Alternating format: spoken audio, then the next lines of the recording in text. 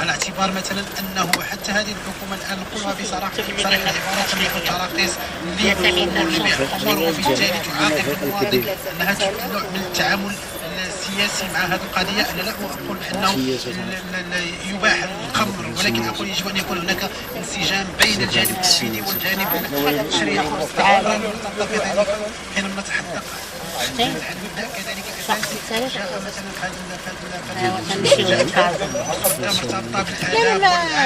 انا اللي يعجبني من هذه المرجعيه التي يمكن اعتمادها كاطار التي نقولها تعاقب. كذلك نقطه اخرى مرتبطه كذلك بالزعزعه العقيده المسلم، كذلك كيف يمكننا هذا يضرب في العمق كريم اساس الدستور الجديد الا هو حريه المستقبل، وبالتالي نحن امام مجموعه من الجماعات. بالاضافه كذلك نقطه اخرى مرتبطه بعقوبه الزعزعات والمواطن الدوله، وبالتالي هذا يعني يفتح الباب امام الجميع. وهما عندهم الحد في الليل الى البث بحريه لا دابا هما راه عندهم داكشي بالنهار. دابا غادي تمشي للطبيب راه نظيفه وهما حتى العشيه حتى العشيه واش بالنهار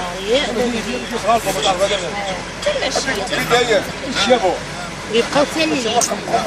كنتو داكشي اللي دايرين بالنهار كنا لا اللي دايرين شويه الدراري مع الثلاثه صافي شوفيتي يعني الليل 12 صافي ولا نجاو 12 جوج بحالاتكم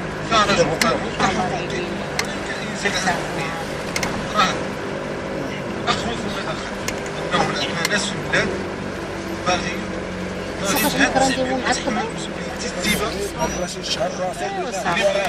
الملك ما بقاش فوقاش غيجي دار دابا العلاقه مع جنوب افريقيا هما اللي معترفين ايوا المهم شتي السبت يجي يركب فكري تيقولي له قولي له كاين فكري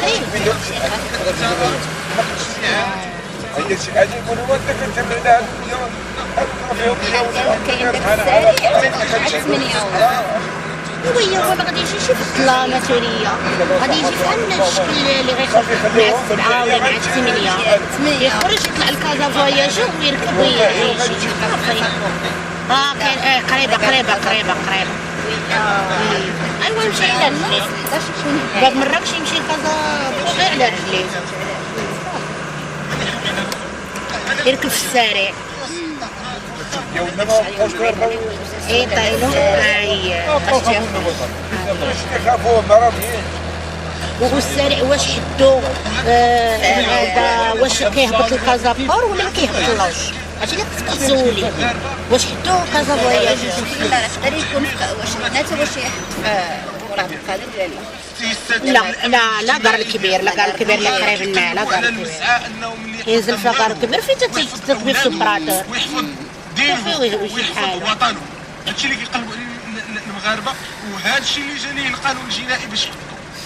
اما باش تجي شير ديما من بعض الناس وبداو يتحدثوا هكا بتشدق باسم الحقوق وباسم